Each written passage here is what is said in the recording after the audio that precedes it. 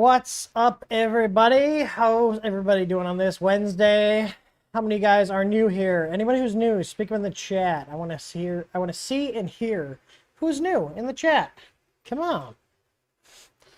All right. While I'm waiting to hear back from you on who's new or not, I want to know how many of you guys watched the video where I sent money to a scammer on PayPal. Anybody, did you guys check that? Which I actually did call them. I had to call them for a couple of things.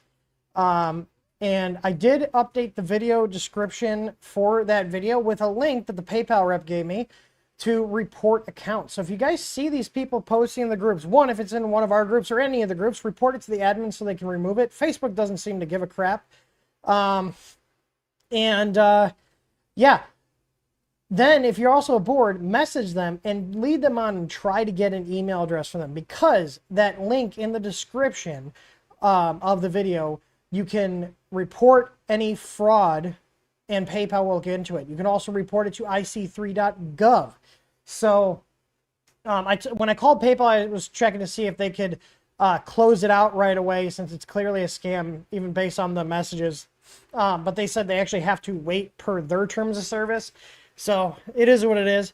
But while that was all going on, I also had a dumb customer of ours with the SVO6 5015 fan kit open a chargeback for the entire order because they wanted a product that didn't exist when they ordered it. So you can see here they bought our SVO6 upgrade kit for the 5015 fan, which we had the version 1, which was the SVO6 only, and then we had the version 2, which then was the SVO6 and the Plus, so we added a bracket, same duct and everything, and now we have the one called the Pro. So this guy opened a dispute because he ordered it, he reported this on he ordered it on the 20th. We didn't start shipping the new ducts or start even printing them till the 24th. So you can see here, this is a screenshot from his order, which clearly shows the older kit and then the order date of July 20th. Now, if you guys go on the channel here, you will see that the duct, or you'll see that the video for the Pro duct was posted on July 24th. So you can see here, he said he ordered it and sends pictures of what he ordered. So these are the pictures. This is the version 2. Which came with the bracket for the regular and the Plus. And this is the kind of crap that frustrates me in dealing with customers, is when you get people like this that are entitled little pricks that think that they can just make up their own rules. And then here he said, well, I'm going to open up I'm going to go to my credit card company and open a chargeback, even though I told him here, the original V1 was the original duct only for the SVO6. V2 added support for the SVO6 Plus and uses the same duct. And the new version with the new duct and mounting plate is called the Pro. So this is the kind of shit that drives me nuts, and what I hate about running a business is idiots like this that waste my time. So I had to call PayPal. They're escalating the case because this guy is not, you can't reason with people like this. Like, it even shows in his order confirmation the picture of what he ordered and what he received, and they match. So, considering I'm the one that runs everything here, I can guarantee that we didn't even start printing the new ducts until the 23rd getting prepped. We already had some of the older ducts in place, which is why we had them on discount to get them out of here, because we had already printed them, and then start printing the new ducts. So, yeah. But this guy's now banned from our store. It's in our terms of service that if you pull this kind of shit with us, you're going to get banned. Because here's the thing. I've only got so many hours in the day, and every time I have an idiot like this that goes ahead and wastes our time because they're incompetent, I'm not dealing with it. So, even if we probably won't lose a chargeback. We are well documented. I even have the guy's order email, and he has the order email, and even in the ticket, which I didn't have up here because I didn't feel like redacting all that information. What's it called? It even shows the picture of what he received. So he got what he ordered, but he's just gonna go ahead and open a chargeback because he's dumb. I don't know. The guy must be just absolutely stupid. So, but I'm not wasting any more time. Like, if he closes the dispute and apologizes, I'll reinstate all his stuff. Because the funny thing is, he also ordered the LCD kit, and he charged back for the entire order value. So not just the duct, but also the LCD kit for the Plus. Well, he never downloaded the firmware, so we revoked the downloads. So, like, don't try to screw us over. That's all I'm asking. Like, I don't understand why the guy thinks he can make up things, and, you know, you got what you ordered. Like, that's what it comes down to. You know, if he had ordered the Pro and received the V1 or V2, we would have sent him out a new one and apologized for messing it up, you know, because we're not perfect. We do make mistakes here, and we make them right. You know, in fact, I sent out an Easy Out adapter board because the customer got the wrong board. I double checked it. I was like, yep, you got the wrong one, and we sent him a new one out. In this case, this guy's just being a dumbass. And, you know, I'm sorry if the swearing offends you, but, like, I am already overworked trying to get everything done here. And when I got to call PayPal and, you know, do printouts of orders and tickets and submit all this evidence to defend ourselves against people who are trying to defraud us, it pisses me off.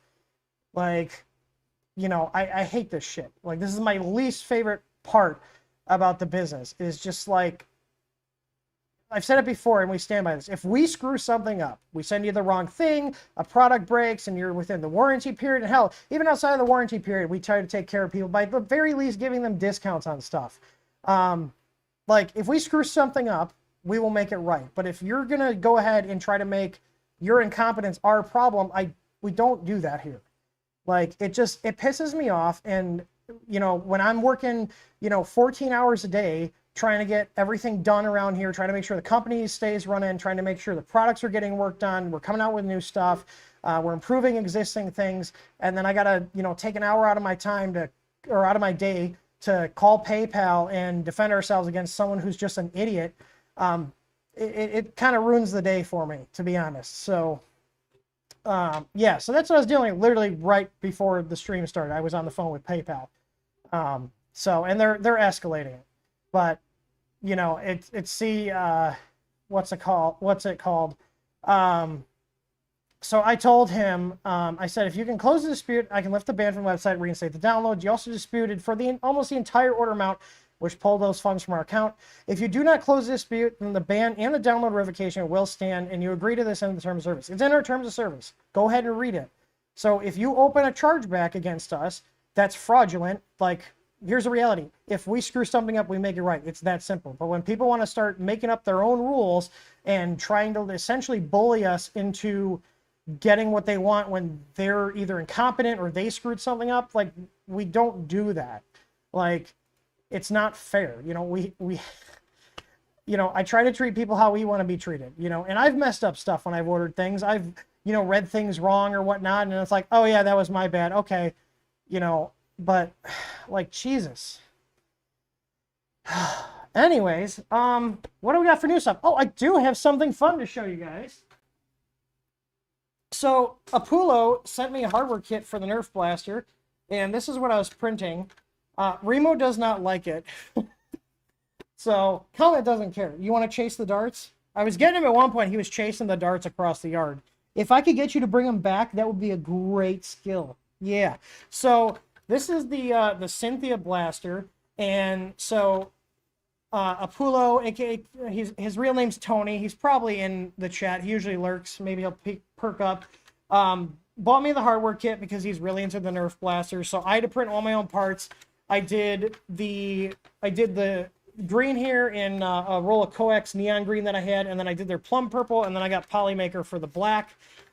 This is just some random roll of orange pet G laying around, and this is actually they call it a scar adapter, so it puts a spin on the darts. So, and it's pretty powerful. Like, I'm gonna shoot the hot end. Can you guys see? Right? That was close. I'm but getting it's right to the right. There we go. So, it's pretty dang cool. Don't shoot the monitors. Yeah. No, I won't shoot the monitors. I'm looking if there's anything else that's benign that I can I can shoot. All right, let's. How about my alcohol container? It's so much fun. I love it. Oh, there's filament spools. Oh, didn't do the filament spools. This is so much fun. I gotta build another one of these. And I like the mag release here, so you can just put your finger down here and take it out.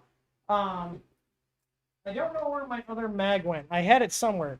But apparently this is the 250 feet per second spring. He got me the fastest one they make. But yeah, it came out pretty dang good here. What do you guys think? I'm probably going to have to build another one so Krista and I can have Nerf battles. What do you guys think? Get another kit. I'll have her pick her colors out. So, yeah. Rainbow where? Comet's just like, hi. I'm not afraid of it because I know it's just a Nerf gun. He's like, hi. So, yeah. What else is new? We're overhauling our print farm right now. I actually have, if you notice, my printers are actually running right now. And I have the SV06 Plus in my own personal printer farm, and these are all running prints right now. And then right now we're overhauling the printer farm. I'm actually going to show you guys really quick here. Octo Farm. So I was playing with FDM Monster for a little bit, and then I had I set up Octo Farm. So let me see here. So here's Octo Farm. And so right now I have my printers and Chris's 2 printers added. So these are all just the ones in my office and the 2 downstairs. But you can see here, you can just double click and pull up a camera feed for the printer that's running. You could also then just click here and it'll take you to the Octoprint interface for that machine. This one's on a 3B plus, so it's a little more pokey. But yeah, so you can control everything from here. I can get it at a glance here. So if I go here and hit history, I can see what our success rate is, what things are canceled versus failure rate, total print time across the printers that's accumulated. So it logs all this. So this is really cool. And this works with Octoprint. This is actually, this project hasn't been updated in a while by the developer, but it still works. So it just communicates with Octoprint's API. So if you guys got a bunch of machines, if you guys have a bunch of machines that you want to tie together and you're running Octoprint, I definitely recommend give it a shot. And it also supports the Tasmota Wi-Fi plugs. So all of our printers in here and her two downstairs, they all have our Easy Plug Tasmota Wi-Fi plugs on them. And we are actually rolling out plugs on every single print in the farm. So we got 25 other machines, and we're going to be putting Easy Plugs on every single one of them because right now, the way the print farm's operating, they just sat there idle, and I was doing some calculations, and basically each printer, depending on the model, and it varies between model, takes anywhere from 10 to 20 watts at idle. So it's just sitting there, it's not doing anything. That's 10 to 20 watts of power. Now, you know, we have 25 machines out there. So let's say an average of 15 watts, that's 375 watts of power draw just doing nothing. So now for comparison, the Easy Plugs, those take 0.04 watts of power to run. So if I multiply that by 25, that's 1 watt. So I can reduce our power load for the idle machines by over 300%, which is awesome. And then on top of that, we also get the additional protection is if something happens with the printer, like it hangs up or, you know, a MOSFET sticks on and it goes into a thermal runaway, it'll cut the power. So we have all of them on UPSs. So the thing with putting all the plugs, because there's no one I found that makes like a 4 outlet like Wi-Fi strip or a 2 or a 3 that works with Tasmota anymore. So what I'm doing is we're just going to have a ton of Easy Plugs, and I bought these little 1 like foot-ish extension adapters. So basically you plug the plug into that and then plug the printer into it, and it gets the plug, which is kind of wide, off of the UPS, which if you guys have tried plugging in like a bunch of wall warts into a UPS or a power strip, you know it's hard because they're big and they take up more than 1 outlet most of the time. So we got the little extensions to do that. So I'm really excited about that. So eventually, actually this weekend, Backwoods, who's in the chat, he's going to be coming down this weekend to give me a hand with the print farm. So we're overhauling all the hot ends. We're getting all the extruders onto our Tough Extruder V2s. It's about half of them are on the V2s. It's half of them are on the V1s right now. getting them all gone over. We're putting Easy Neos on all of our machines. We're putting Easy Boards in all the printers that can take Easy Boards, and basically just doing a whole refresh, and then we're adding them all into Octo Farm. Now, Octo Farm is similar to like Octo Everywhere or Obico, but Octo Farm is all local. And the only reason I'm not using Octo Everywhere for these machines is because we're running webcams on all of them. And the amount of bandwidth it would take to do like all the AI detection and just pulling up the dashboard would just hammer our line. You know, it's bad enough with like the, I don't know, almost 10 machines we have in the house, plus another 25, and all the cameras. Most of them are easy cam, so they're 1080p. And the other ones, I think we still got some old C270 Logitechs out there, so they're 720p. That's a lot of bandwidth for cameras, so I want to keep it local here. I still recommend both Octo Everywhere and Obico. Those are both awesome solutions. If you guys only have a couple of printers and you want easy remote access for your Octoprint or Clipper or Mainsail installations, because those two do also support Clipper and Mainsail. I don't know if Octo Farm does, and the thing is, like I said, the developer said they're not working on the project anymore, so it does work. There's some little glitches here and there, but it works well enough to make our life easier. I'm also working with the developers over at FDM Monster, which is a fork. They forked from Octo Farm a while ago, and I'm working with them to get some of the features added that are in Octo Farm, like the Tesmoto Wi-Fi plug support and camera support into theirs. And eventually the plan is to move from Octo Farm over to FDM Monster. And again, the only reason we're doing this is because of bandwidth, and we want to have it local here. You know, I rarely ever access the printers outside of the house because I'm home all the time, and if I need to, I actually have a VPN set up with WireGuard to get into the house, so I can pull up Octo Farm or pull up the Octoprint instances directly just over a VPN. Yeah, I see Max CJ is talking about the beckon chips. So I actually have right here, the hot end fell. I actually have right here, this is one. I actually have this same Power UI Wi-Fi. This is a 4-outlet Wi-Fi one. I bought one of these about 3 years ago, and I used it for my Christmas lights, and it had an ESP8266 in it, so I was able to reflash it. The ones I bought, I think I got these about a month or two ago. These all have the beckon chips, and this is flash with the beckon chip, or the open beckon firmware, but it was really buggy, so I haven't used it. Because my plan was, I have 4 of these actually under here, and I'm past the return window, so I can't return them, so I'll have to figure out what to do with them. But my plan was use these in the print farm instead of burning up a ton of easy plugs. But that didn't work out because this doesn't work very well with Tesmoto stuff. So maybe it will later on, but we just need to get it done. So these are going to go on the shelf. Maybe I'll use them for something else around the house at some point.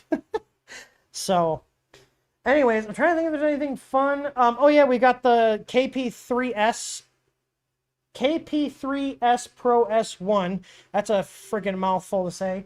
A guy I met at Murph, who actually was about 30 minutes from me, he actually brought this over for me to play with. So I told him, I'll tell you what, you let me borrow the printer, it'll come back with a easy ABL on there and whatever upgrades I want to play with. So looks like the only thing he's modified on it so far is the spool holder. It looks like he printed a spool holder on another machine here.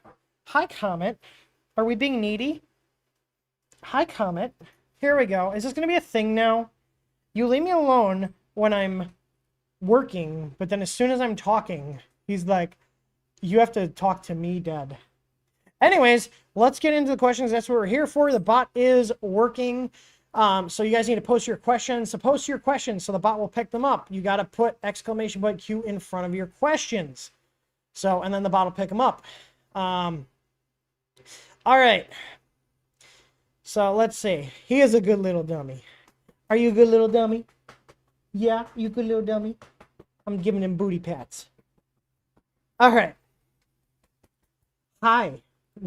Jesus. Hi. Yes, I see you. Okay. Geovis says, how would I go about fixing holes in prints?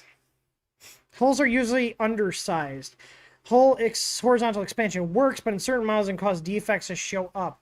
So the big thing is make sure your extruder is actually calibrated, because if you're over extruding, you could end up having your holes be too small. The other thing is just modify your design to build that into the design. So when we're designing parts, you know, we'll have a couple revisions, and we have a kind of a known value for like what M3 screws use, M4, and it's not 3 millimeters. It's usually like, I think 3.2 for an M3. But basically the best way to do it is make sure your printer's calibrated. So make sure your E-steps are calibrated. Make sure your flow rate too in your slicer is calibrated, because if you're over extruding, it's going to make the tolerances on the entire part not be correct. So yeah, that's what I would do. The whole horizontal expansion does work. That is really basically the workaround. The core thing to do is make sure your printer's dialed in, make sure your E-steps are dialed in correctly.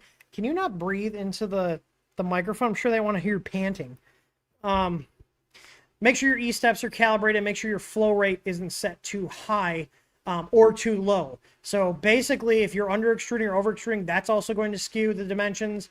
But if you know your printer's dialed in, it could just be that the model you're printing is not very well designed. I can't tell you how many times I've downloaded designs and stuff from Thingiverse, and the whole dimensions are just terrible. And typically what I'll do then, if I don't feel like pulling it in and modifying it, because modifying an STL is a pain sometimes, I'll just take a drill bit and I'll drill the hole out to whatever size I need it to be. You know, that's always an option too. But if you're designing your own parts, then take the time to do a test print, put the screw in that's supposed to be in there, see if it's too tight, too loose, and then play with it. You know, and sometimes all it can need is like 0.1 millimeters larger or smaller to fit better. So, you know, don't go crazy in terms of the hole size. So, Comet, you're being a bit much today. I can't even get close to my desk. Can we go down? No, you're not coming in my lab. Hi. Okay. Let's see. Nemo Griff says, this is a printer question, but what brand outdoor cameras do you use? I'm looking into some right now. So I have mostly... Oh, wait. Hang on. My camera. The dogs are hitting my camera cables. Go. Go lay down. Hang on. Remo hit his head on the USB hub. So for cameras, I have a mix of Reolink and Amcrest. I've been more gravitating towards Amcrest. So I like Amcrest cameras. So Tor says, what's the build area of the printer? I think it's a 200 by 200. Let me see.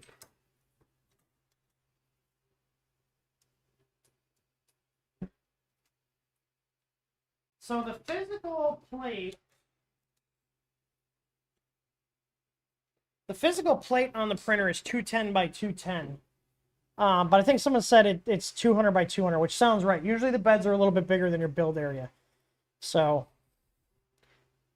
Max J is wondering about the status of the print mount for the CR10 V3 and the multi-mount. I think we have that done, don't we, Tor? Because Mr. Top Hat Waffle, I don't know if he's in the chat, but my brother Doug, he tested it on his CR10 V2/V3. The V2 and the V3 take the same exact carriage, so they use the same adapter. I think we have that. We just got to roll it out. On my whiteboard here, the multi-mount stuff is actually on the list here. All right, we need more questions. We need more questions. We have one. So if you guys want to ask questions, go ahead. We have one, and that's from Mears. It said, what slicer are you moving? I think you moved on from Simplify 3D. I did. And I am using Prusa Slicer right now. I can show you guys really quick. Just kind of give you a little tour. I am not by any means an expert with Prusa Slicer yet, but I do have my profiles dialed in really well. It took me a bit to get there. I ended up not even using their profiles. But the one thing I will say I really like as somebody who has Octoprint on all his printers, I like that I can link the machines in here.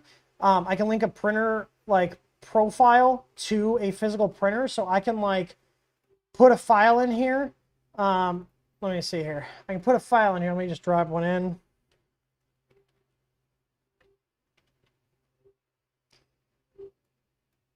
And I can put a file in here. I can slice it, okay? And then I can go ahead and hit send to printer if I have the printer selected. So this will actually upload directly to my Octoprint installation. So in my case, I'm using our EasyPi kits, which are Octoprint, so that works with that. The cool thing is, too, I've got all these different presets. You can see here I've got like USA PLA, which is a 230C temp, and the China PLA is like 215, because typically the Chinese PLA is like a little bit lower temp. But I have all the different machines in here. So like my Ender 3, my Ender 3 S1, I've got my Solval SVO6 Plus. I don't know why there's 2 presets showing there. But yeah, it's nice. I like it. Now, I will say it can be a little daunting. Now, in Prusa Slicer, by default, it's just going to show this for the simple settings. So you can see there's not many. But if you want to see all this stuff, you hit the expert mode here, and you can see you get a lot more options. You can see here I also have different settings here. I probably have more than I need, but I have like different speed settings. So like, let's say I want to print it at only 60 millimeters a second. I can just hit drop down, and basically my 80 and 60 millimeter second profile are exactly the same. It's just change the speed, and it's just quicker to do this than going in and modifying it. So I just have the profiles, and you can easily make new profiles just by hitting save preset, giving it a new name, and hitting OK. The cool thing is you can also compare presets against another. So I can be like, okay, let's compare my 60 millimeter second one to my 120. And it'll tell me all the differences between these. You see there's some differences here. The extrusion width is slightly different. My first layer height's slightly different. You know, you got your max print speed here, your bridges, and other speed settings. But I do like that you can compare this because it can get very in-depth. Yeah, so I need to close out my Teams here because apparently people are calling me. So anyways, yeah. Now filament settings. Now the filament settings, there's a ton of options there. You can set your fan speeds. You can set your filament. The one thing here too is if I change, and this is the one thing I don't like. So if you notice, when I select my AM8 here, I actually get an ABS AM8 preset. So it's a separate preset I made. And you can link that preset by dependencies by checking compatible printers. So this ABS AM8 profile will work with all the printers. I'm trying to see it. Just watch it not work. Oh wait, okay there. So I had to refresh. You see that? So there was a little glitch. So it obviously wasn't pulling in. Oh, there's a glitch in Prusa Slicer. So here, look at. So if I select ABS, which has both of them checked, and I select ABS AM8, this should be unchecked. And it doesn't actually show that change until I go in and out of the setting. That's interesting. I'll have to report that. But anyway, so like this one is only allowed to work on the AM8. And the reason for that is I run a slightly different cooling because it's got a different cooling fan setup. And I also run a little bit higher print temp on that particular printer. So you can get very, very in-depth with Prusa Slicer, which can be kind of daunting. But once you get the hang of it and learn where everything is, it's actually a really nice slicer. I have tried Orca Slicer and I didn't like the interface, but then again, I'm also now used to Prusa Slicer. Super Slicer is a fork of Prusa Slicer. And the reason I haven't been messing with Super Slicer is because that dev also basically said he doesn't have time for the project anymore, so I figured it'd be pretty safe to put my eggs in the Prusa Slicer basket. So, all right. Tardis V says, my SVO6 has a bed that's not flat. I have 2 corners that are 0.5 lower than in the middle. The corners are diagonal from each other. Any recommendations to make it flatter? So obviously you have your ABL probe, but it's not going to probe out all the way to that edge no matter what probe you have. I would recommend taking a look at the carriage that the printer is riding on. A lot of times those carriages can be bent. So if you take that, what I would do is take the heated bed plate off the carriage, take the carriage off the printer and set it on a flat surface and see if it wobbles. If it wobbles, try and just gently bend it back so it's flat. The other thing is, and I'd be more inclined to say it's probably the carriage than the bed. But if it isn't the carriage, then the other thing is going to be the bed.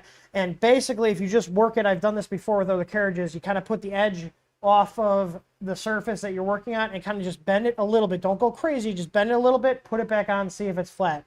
And just repeat that until you get it worked out till it's flat. The other thing you could do too is put washers underneath the bed, and the bed on those are solid mounted, so I would put them on the side or put them between the spacer that they come with on the bed and the carriage. The reason you don't want to be putting metal washers on the actual bed, heated bed side, is you could be touching traces, and eventually they can wear through and you can short out or damage the bed. So you could just do, the easiest way would probably be just to do washers and shim it. A lot of people do that, but again, put the washers between the spacer and the carriage, not the spacer and the heated bed itself. So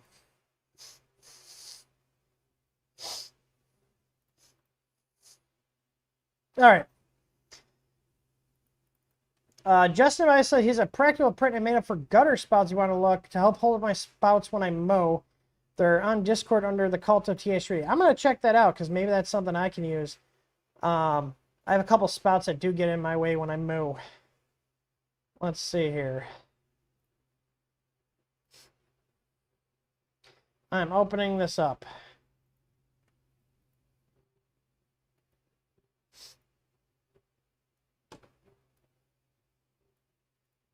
All right, let's see. Oh, boom, main screen. Oh, so they must have like the little flex. Are these the ones that flex? I'm assuming this is the side that goes on the ground. So you just put them up and clip it. That works. Hey, if it works, run with it. I like it. It's simple. Do you just then leave the bracket out there, or do you bring them out when you mow? I'm curious. So you must have like the little flexy... oh, yeah, you do. You can see them here. You got the little flexy thing. Yeah, see, if I had to mow around this, I would probably do the same thing. Now, if you want to get really fancy, put like a servo or something on there to automate it, so it automatically goes up. You press a button. Just kidding. I would probably just put them on there when I mow. I mean, you can't automate everything, but So, all right, let's see. Jonathan L says, thoughts on replacing my Anycubic Mega Zero with an Easyboard. You still have firmware for that machine, stock board, right? So that machine has a Melzy board, and the Melzy board firmware is still on our site, and that firmware is still free because we are not doing any updates to it. So I think it's on version 2.71, and that is a known stable version, so you guys can still use it if you have the older boards. We're just not doing any more updates on it because those boards have such limited memory. We can't really do much more with them. In terms of putting the Easyboard in there, that stock board is very close to the footprint the Easyboard's in, but it's not exact. So it wouldn't be terribly hard to retrofit it, and I believe, no, I don't have our Zeros anymore. I actually gave those away because we just didn't use them. We've been trying to standardize on a few models, so those didn't make the cut. But that LCD on that one should work with the Easyboard V2. I can't guarantee it because I don't have that printer anymore to test with. But in terms of the footprint, the boards are basically the same size. You might have to modify, either add or remove some standoffs for the stock board for like the screw holes. But I believe the SD slot and the USB port line up almost identically or very close. I remember I had like a Creality board and it looked like I could put it in there with minimal work. So, and we do have the DIY firmware out for that board. So you basically put in your bed size, your steps per millimeter, you can get all those from your stock board's firmware. Or if you just look at the steps per millimeter, our stock board firmware for that printer works on. It wouldn't be too terrible of a swap. If you're having issues with the stock board, that one would be a good replacement for it. But again, it's not going to be a 100% just drop it in and go, just because the Anycubic board is not a one-to-one identical match in terms of like the bolt holes and everything.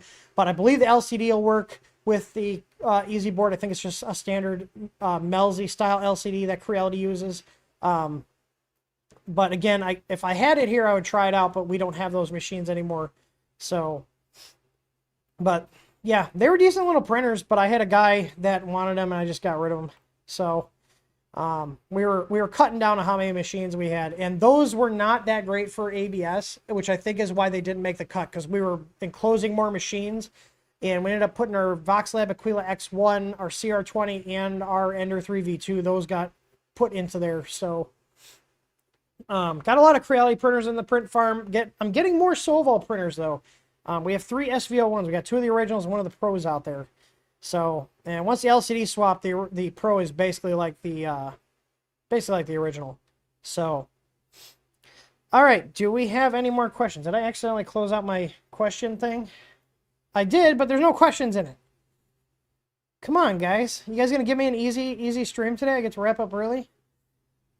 So I gotta clean up. I did finally fix my bed heat, or my bed thermistor on my Zyltech Gear V2. I don't know if you guys saw that video where when I moved the bed back, the thermistor dropped off. There was actually a slight break in the wire right by where the wires entered the strain relief. So I went ahead and unsoldered the wires. I actually ran 2 new wires and crimped a new JST on there, and she's running prints now. So that was actually the first thing that like broke on that printer. So it's been actually a pretty good printer.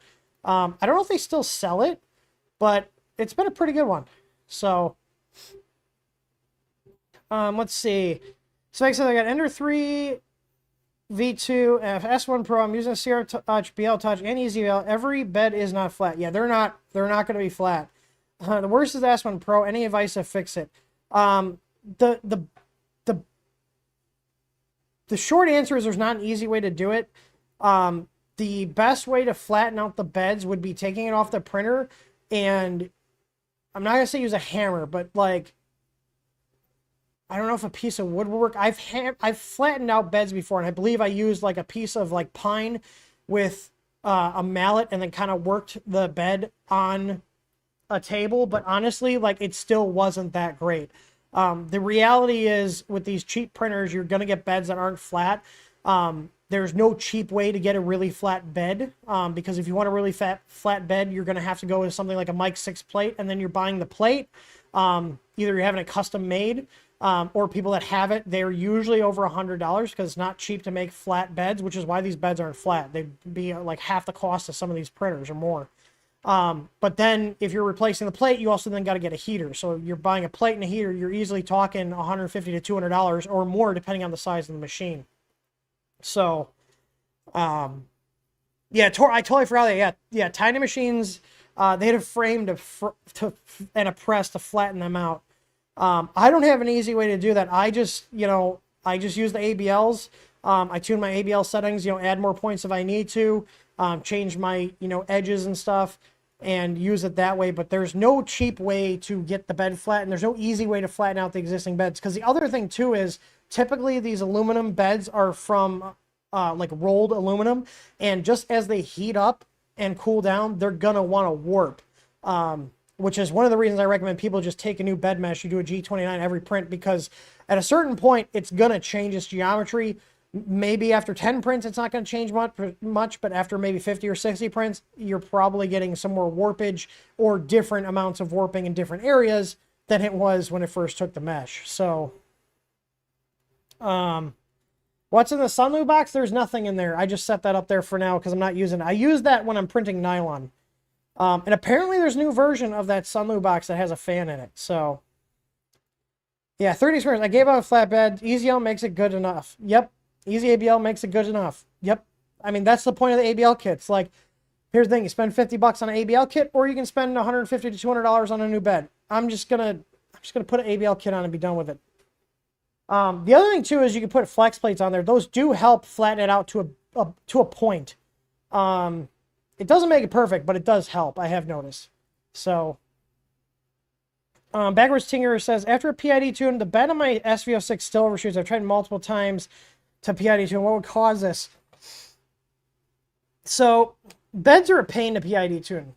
I don't run PID tuning on any of my beds. If you guys are running our Unify 2 firmware, I would highly just recommend sticking with the regular regulation, which is doing a loop, a bang regulation loop, they call it, where it's checking the set temp and it's checking the actual temp of the bed and determining if it needs to turn the MOSFET on or off every 500 milliseconds, so every half second.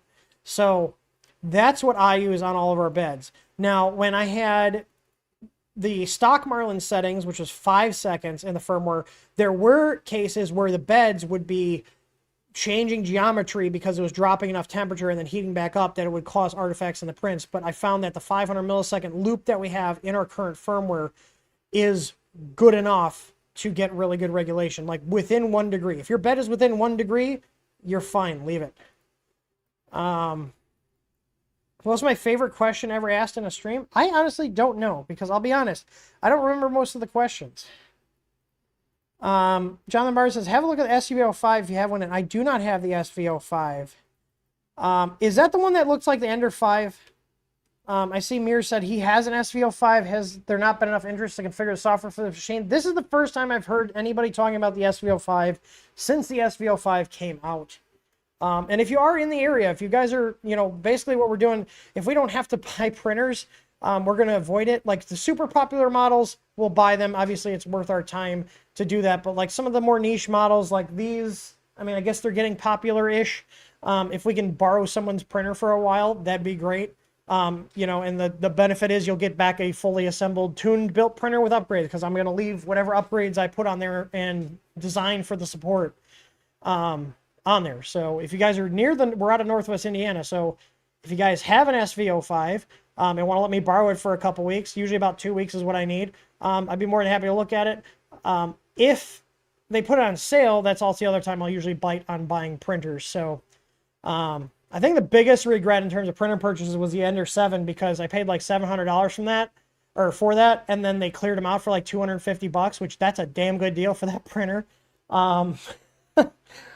But yeah, I haven't seen too many good deals. I still think my go-to one, I've actually found myself recommending the SVO6 for people over the Ender 3 at this point, because I think the SVO6 is a better value. Yes, the hot end ribbon cable makes it a little bit harder to repair, but in terms of printers that are out now and newer models, it's hard to beat the SVO6 and even the Plus too. So, SVO5 is the Ender 5 Pro with a direct drive and extra bed supports. Okay, yeah, that's the one I was thinking of. So, all right, well, that's all the questions we have. Do you guys have any other questions for me? Otherwise, I have a lot of work to get done, and I'm going to wrap the stream early, because I got a ton of stuff to do. Wasted like an hour with that idiot with the fan duct. Not with him, but having to gather all the stuff and send it to PayPal. Like, God, some people, man, are just pains in the ass.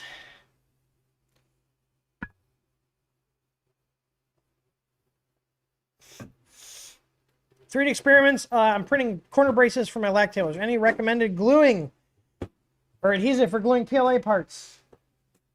This is what I use. I keep a bottle of this on hand at all times.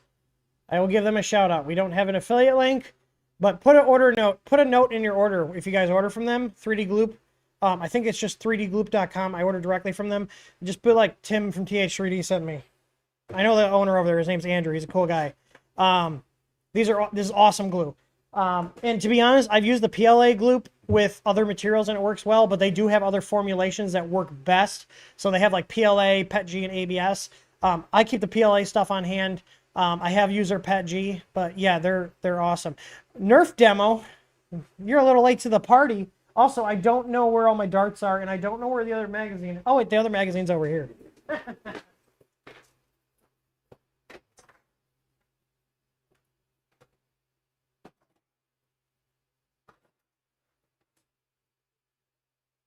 All right.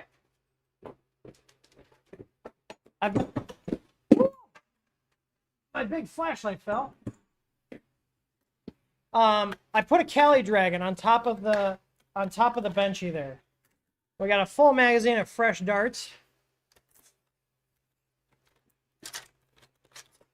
I gotta do it like this. God dang it. Did I chamber one? Nope.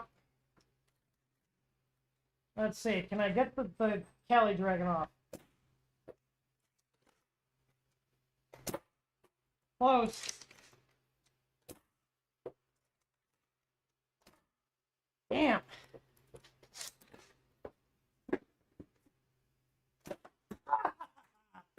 It was the angle.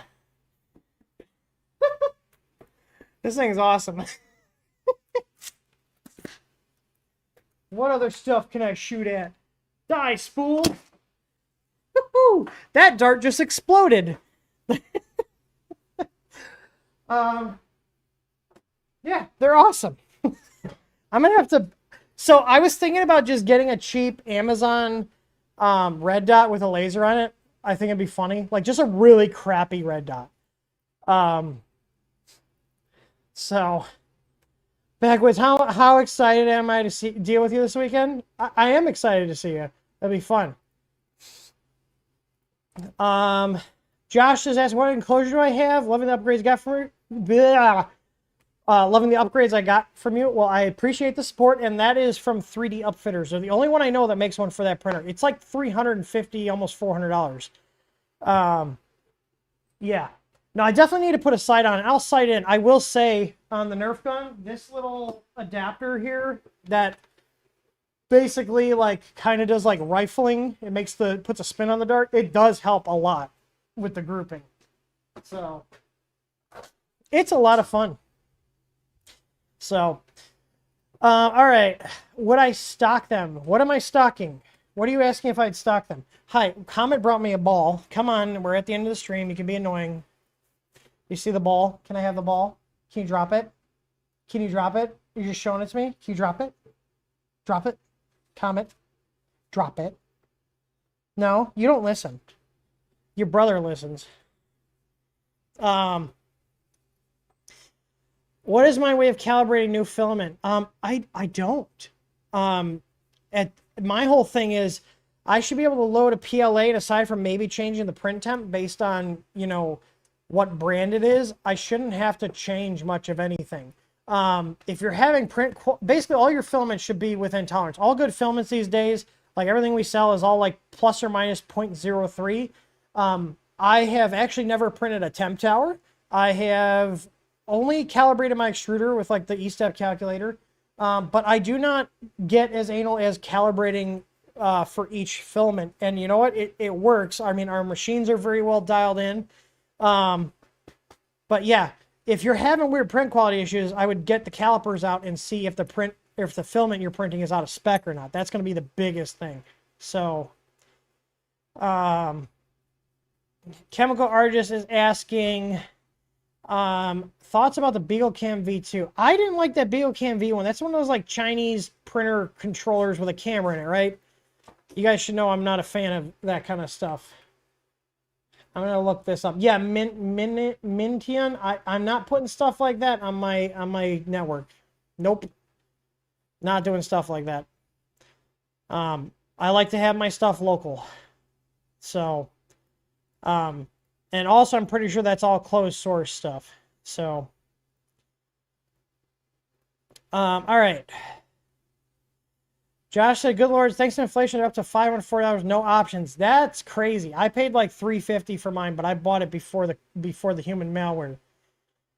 Yeah, I will say it does work. I can do ABS on that big ass printer, and that bed will hit 100. So if you got the, if you got the need for it, it works. You probably also could build something cheaper too. But that was the only one I could find at the time, and I didn't feel like DIYing something, so that's why I have it. I was being lazy, and even then I was like, man, $350, that's a lot. But I mean, it works, so there's that. All right. Let's see. Joe Peterson is asking, what makes printer stop extruding in the middle of print? I just put on a micro Swiss. So if you just put on a micro Swiss, you probably went to an all metal hot end, and you might be getting a jam. So I would definitely recommend lowering your retraction to like 0.7 or 0.8 on that one. And also possibly looking into adding a filament oiler. So if you go to our help center, which is, if you go to our website and just click help center, you can also go to support.th3dstudio.com and type in, like, I think it's using all metal hot end.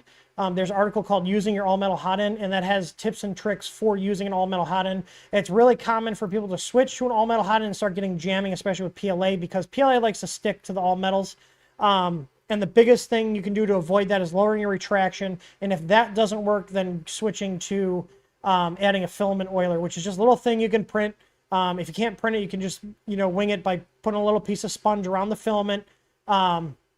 And then putting a couple drops of canola oil in there, and that lubricates the filament path. And you typically don't need to use it for long. Typically a couple weeks of using it, if you can't tune it out with slicer settings, is what I found.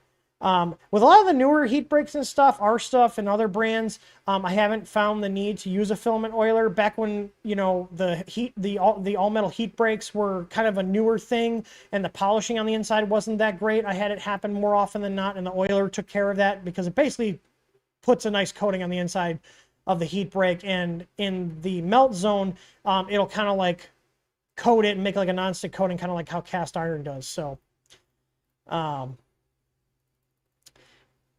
Savag says, do you have a guide for filament and advice? I don't really.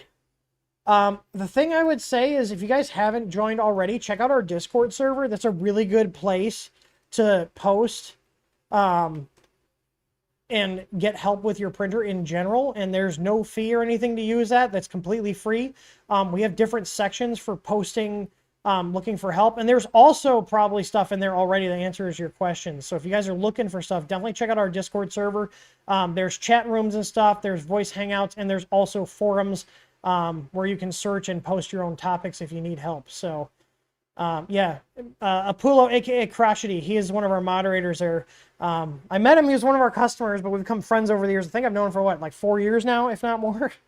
He actually stayed here with us when we went to Murph. So he's a cool dude, and he's gotten me wanting to build more Nerf guns. Why do you guys keep getting me into expensive-ish hobbies? I have too many hobbies that cost money. Why do you guys do this to me? I get the doggos their treats. Yeah, it's almost time. I know, Dad's got to get back to work. Comes like, does somebody say treats? Do you want treats? Oh, are you eating Nerf darts? You little shit. You little shit. Okay, well, we're just chewing them up, apparently. Because here's the other part of it. He's eating my Nerf darts. Are we going to have red poops now? Hi, Weebo. Hi. Yes, I see you. Where are the... Oh, here they are.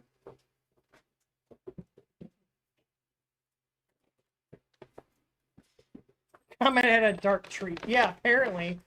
It's okay. He'll poop it out. He'll poop it out. Yeah. I know you eat all sorts of stuff. Like all the strings for your toys. God, he's like... His nickname is Billy for Billy Goat. Because he tries to eat all sorts of stuff, don't you? See, look, he's learning that I ask him to S-H-A-K-E. Alright, can we speak? Sit. Shake. You gotta put it in my hand. Comet, shake. Shake. Good boy. You take it so gentle, unlike this monster. Come here. Come here. Come here. Remo. There we go. You want your other one, Comet? Or should I give it to Remo?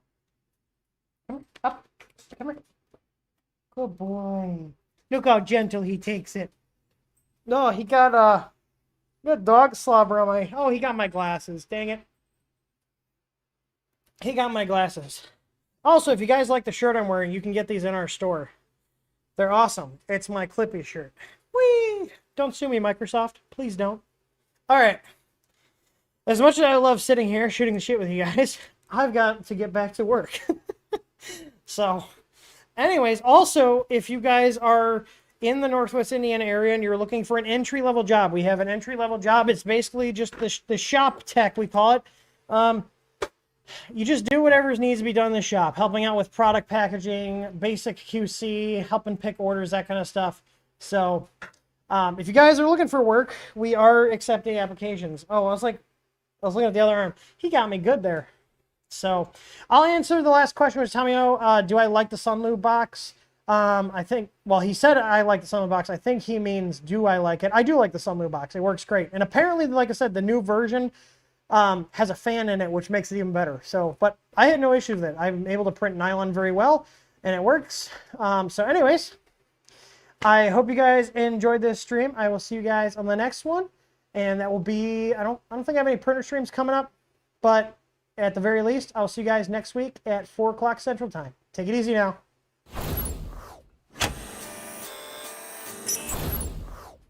I lied. We're not done yet. Y'all let me forget about the giveaway all the time. All the time. All the time. All right. There we go. We're opening the giveaway. God, why do you guys let me forget? There we go. Let's do the giveaway.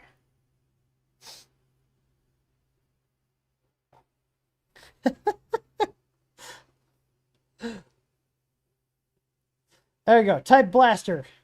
Exclamation point blaster. Wonder how many people dipped out. Hi, Comet. Can we not eat the Nerf darts? Can we like bring them back here so I can reuse them a couple times? Can we not chew them up? I would appreciate if we didn't chew them up. I know, you just want pets. Oh, you good boy. Oh, you good boy. Gotta get those good pets. What? Yeah. You got a little scab here? Did Remo get you? What's this? A little scab? Yep, you get a little fight? Huh? You guys playing a little rough? Rough.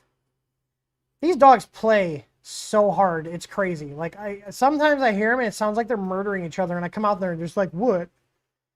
It's like, you guys sound like you're murdering each other. Like, jeez. Take it easy. I know. I know. You're trying to crawl. He's trying to crawl into my lap. Hi. You need a bath. You smell like dog. You smell like dog. All right, let's see who won. You guys ready? We got 10 seconds now.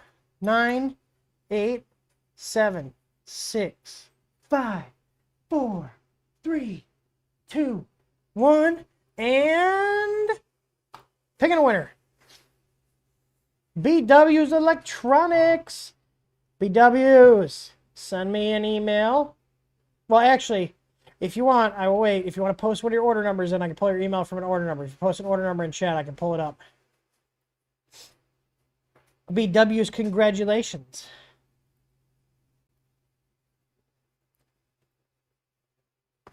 Rigged. The chatbot has no preference for anybody. Hi. Hello, sir.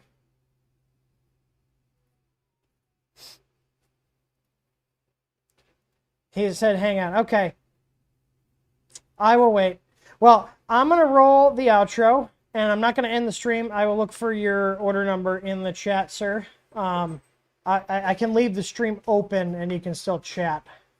So just give me an order number, and I'll pull up your email, because I know you're a customer of ours. And I've met you in person a couple times now. Alrighty. Well, now I'm actually going to wrap the stream up. Sorry for that little teaser. I'll see you guys on the next one. As always, happy printing.